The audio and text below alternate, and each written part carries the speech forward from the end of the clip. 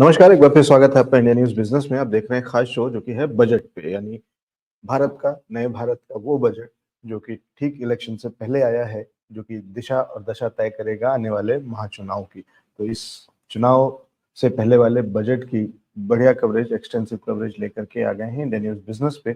और आज सुबह से आपके साथ में हैं और देश के बड़े-बड़े लोग, बड़े-बड़े एक्सपर्ट्स हमारे साथ में जुड़ रहे हैं, जो समझ रहे हैं, जानते हैं, समझते हैं कि बाज़ार को, बाज़ार के साथ में इस फाइनेंशियल्स को, कि यानी किस तरीके से इकोनॉमी काम करती है, किस तरीके से बजट काम करता है, क्या संभावनाएं हैं, किस तरीके का बजट है, वो सारी चीजें समझने की कोशिश कर रहे हैं। और एक खास मेहमान इस कड़ी में हमारे साथ में अब जुड़ने जा रहे हैं। हमारे साथ में जुड़ने जा रहे हैं एस रवि जी। एस रवि जी, बहुत बहुत स्वागत है सर शो पे। नमस्कार सर। नमस्कार सर, उम्मीद करता हूँ आपको आवाज अच्छे से मिल रही होगी। और रवि जी जो हैं वो फॉर्मर चेयरमैन हैं बीएसई के, बॉम्बे स्टॉक एक्सचेंज के। तो आप समझ सकते हैं कि कितनी बड़ी शख्सियत है, कितना इम्पोर्टेंट एक व्यक्ति हमारे साथ में आज है, और इनसे बेहतरीन एनालिसिस कोई नहीं दे सकता है। तो रवि सर, सबसे पहले आपका फर्स्ट रिएक्शन आज के बजट अनाउंसमेंट्स को लेते हुए। एक तो ये जो बजट है ये 10 साल की जो परफॉर्मेंस है इस गवर्नमेंट की उसको दर्शाता है। सबसे बड़ी बात तो ये है, जैसे उन्होंने बताया कि टैक्स कलेक्शन 3 टाइम्स बढ़ गया है और जीएसटी के कलेक्शन के बारे में भी मेंशन किया, फिर इंफ्रास्ट्रक्चर के बारे में मेंशन किया, और ये भी दर्शाता है कि अगले साल, अगले 3-4 साल कैसे क्या करने वाले हैं, जो कि क्लीन एनर्जी, ग्रीन एनर्जी और ग्रीन कोल, इस डायरेक्शन में जो हमारे विकसित भारत जो 2047 का जो कमिटमेंट है उसकी तरफ जा रहा है। तो ये मेरा इनिशियल रिएक्शन ये है कि बिल्कुल ये एक इंटरिम बजट की तरह है, जिसमें ज़्यादा कुछ टैक्सेशन वगैरह में किसी में उन्होंने रिलीफ नहीं दिया और करना भी नहीं चाहिए था, और एक इंटरिम बजट है जिसमें जो पिछले साल का बजट है उसको उसी डायरेक्शन में लोग आगे लेके गए हैं।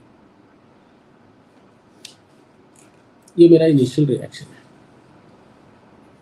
जी। आपका मेरी आवाज आ रही है? आप जी आ रही सर, आ रही।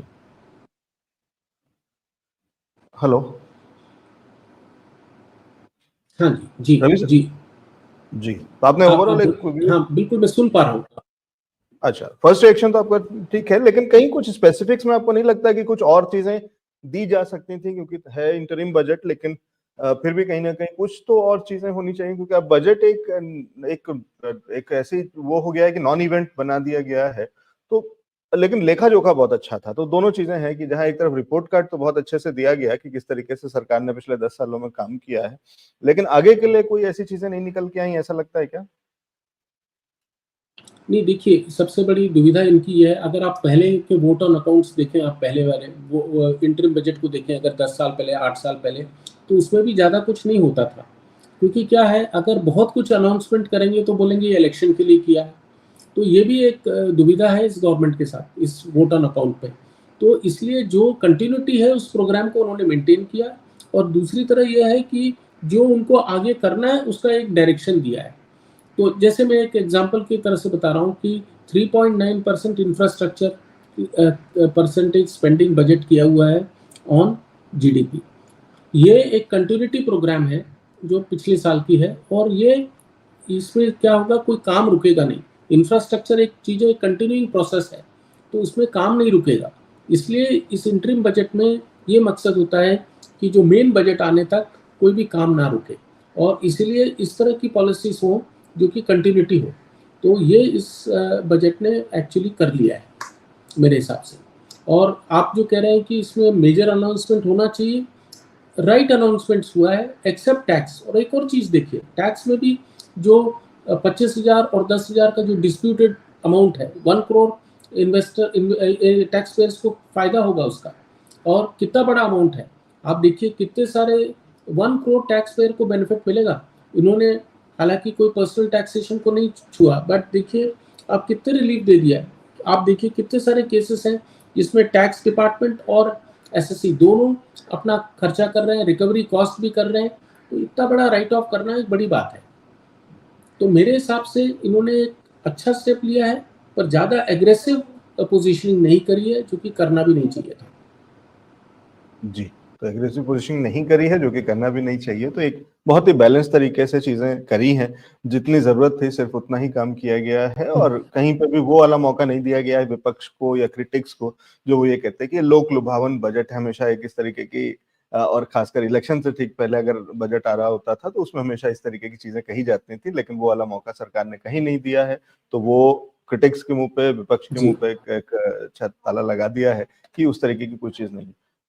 रवि सर, ये स्टॉक मार्केट से रिलेटेड जो स्टेक होल्डर्स हैं, जो प्लेयर्स हैं, उनके अराउंड इनकी कुछ कुछ समस्याएं रही, वो भी यहाँ पे रिजॉल्व नहीं हुई, जो टैक्सेस को लेकर के और शॉर्ट टर्म एसटीटी और लॉन्ग टर्म टैक्स को, सब को लेकर के जो उनकी रिक्वायरमेंट थी या उनकी जो एक्सपेक्टेशंस थी, उस पर इस बार सरकार ने कुछ खास नहीं बोला है और बढ़ाया भी नहीं है। अच्छी बात यह है कि उन समस्याओं को, लेकिन उसको रिजॉल्व भी नहीं किया है। तो उसको देखते हुए कुछ लगता है आपको कि आगे चल करके कुछ करना चाहिए?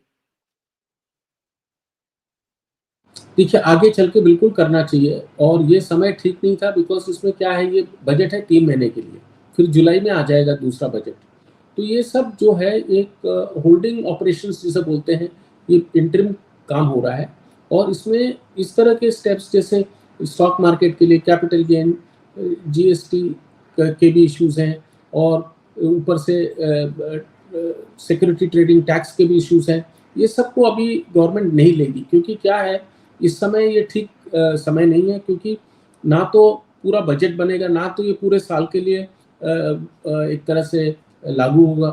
इसलिए ये अभी इस समय मैंने कोई उम्मीद नहीं करी थी, पर मेरे को लगता है जब जुलाई का आएगा, वक़्त आएगा तो ये सब स्टेप्स लेंगे लोग। ख़ास तौर से जो सिक्योरिटी मार्केट को टैक्सेशन, पूरे टैक्सेशन को एक तरह से पूरी से रिव्यू करेंगे। जी। सर सर, एक चीज और समझना चाह रहा था कि ये मेरा ओवरऑल जब व्यू आपने है। बजट देखा और उसको सुना आज के भाषण को, उसमें किसी पर्टिकुलर सेक्टर को, क्योंकि बहुत सारे सेक्टर्स पे सरकार ने बात करी, जिसपे कहा कि जैसे रेलवे सेक्टर की बात करें तो वहां पे भी बहुत कुछ किया गया है, बहुत सारे अनाउंसमेंट वंदे भारत को लेकर के।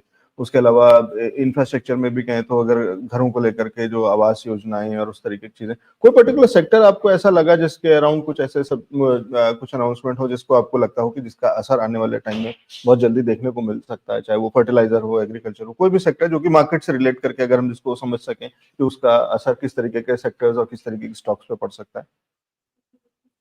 देखिए, टूरिज्म सेक्टर को आप देखिए, बहुत ध्यान से देखिए, टूरिज्म और इंफ्रास्ट्रक्चर। टूरिज्म सेक्टर को स्टेट गवर्नमेंट को वो लोन देने को तैयार है, government is ready to fund और ये इसलिए कर रहे हैं ताकि टूरिज्म बढ़े।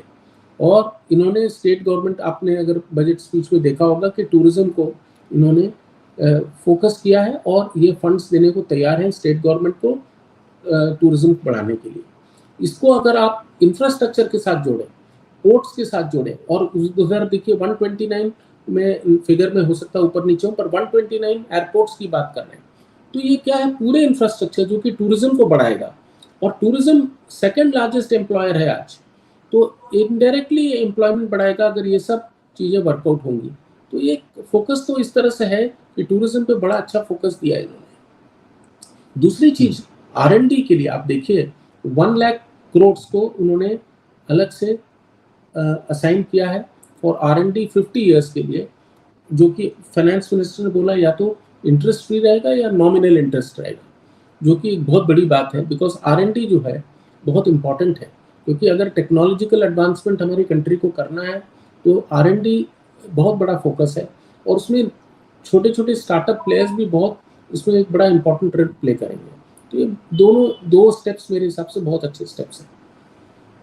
जी, दोनों बहुत अच्छे स्टेप्स हैं और उसके अंदर में, और जहाँ इंफ्रास्ट्रक्चर की अभी आप बात कर रहे थे तो उसमें बहुत सारी चीजें हैं कि एक middle east Europe economic corridor की बात हुई है जो कि गेम चेंजर हो सकता है इंडिया के लिए। वंदे भारत में के लाइक जैसी और भी गाड़ियां करने की बात है। 40,000 रेल बोगीज को कन्वर्ट किया जाएगा वंदे भारत स्टैंडर्ड्स पे। एयरपोर्ट्स डबल किए जाएंगे, 150 के करीब हो जाएंगे, और Indian carriers place orders of 1000 new aircraft. तो वो सारी चीजों की बात करके तो वो बहुत सारी चीजें इंफ्रास्ट्रक्चर पे है, वो निश्चित रूप से बहुत इंटरेस्टिंग है। और उसके अलावा जहाँ अभी टूरिज्म की बात कर रहे थे तो नए आइकॉनिक टूरिस्ट सेंटर्स बनाने की बात सरकार ने करी है। तो बहुत सारी ऐसी वाली चीजें हैं और जिससे लगता है वही कि कहीं तो एक बार फिर रवि सर, एक चीज जो चलते चलते समझना चाह रहा हूँ कि क्या ये बहुत ज्यादा मैक्रो देखिए, एक इकोनॉमिक और चीज़ जो मैक्रो आगे जाते हुए टूरिज्म को एक इंडस्ट्री बनाना चाहिए इनको। जी जी जी बोलिए।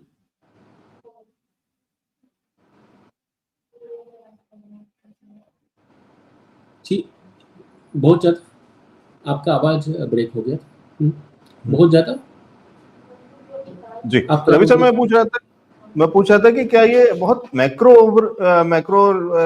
इकोनॉमिक्स या मैक्रो ओवरव्यू जैसा जो बजट नहीं था, जिसमें कि हमने विजन की तो बात करी, लार्जर सेक्शन की बात करी, लॉन्ग टर्म व्यू की बात करी, लेकिन बहुत ज्यादा स्पेसिफिक्स पे बात जो कि शायद अभी कर भी नहीं सकते तो इसलिए नहीं करी। तो ये वैसे ही था कुछ, जहाँ पे हमने विजन की तो बात करी कि 2047 की बात करी, जब तक विकसित भारत की बात कर रहे हैं।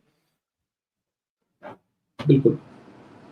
मैं आपसे सहमत हूँ कि ये देखिए ये इन लोग को पूरा भरोसा है, पॉलिटिकल भरोसा है इनको कि इन लोग वापस आएँगे। इनको मालूम है कि कोई अनाउंसमेंट करने की ज़रूरत नहीं है और माइक्रो इश्यूज़ में इन लोग इसलिए नहीं गए क्योंकि ये समय भी नहीं था और क्योंकि इनको ये कॉन्फिडेंस है कि जो जुलाई में जो बजट पेश होगा इस गवर्नमेंट का होगा।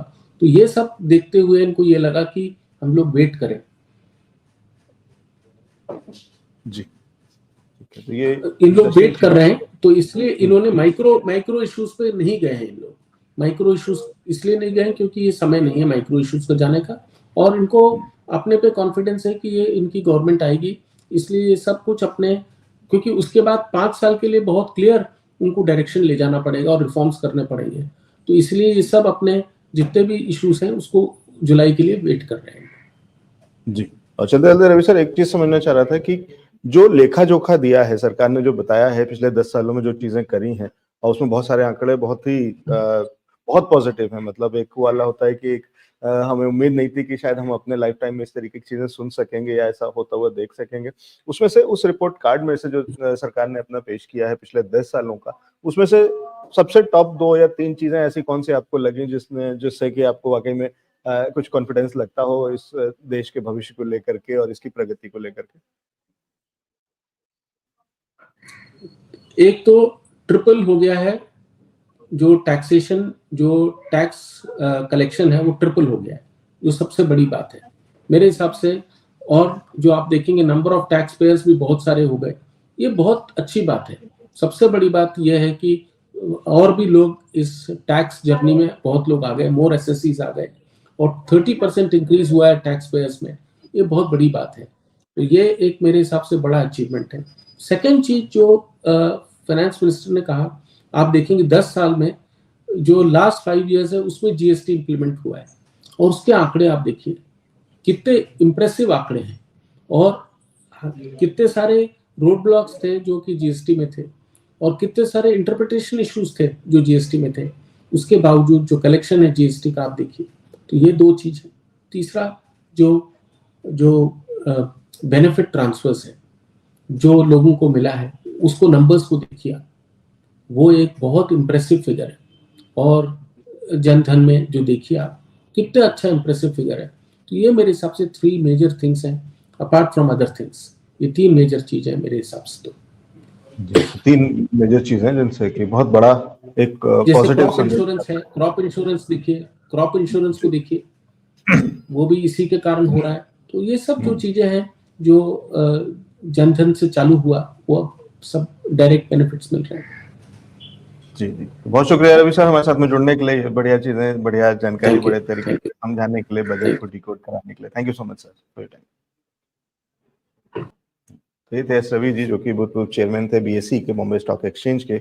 आज हमारे साथ में जुड़े थे आज के बजट पर बात करने के लिए, और ये खास शो चल रहा है जो कि मेगा शो है बजट का, बजट की कवरेज का, और हम बात कर रहे हैं अलग अलग एक्सपर्ट से, एनालिस्ट से कि किस तरीके से वो देख रहे हैं। कुछ एक बाइट, कुछ एक देश के बड़े लोगों ने किस तरीके से बजट पे रिएक्शन दिया, आइए सुनते हैं।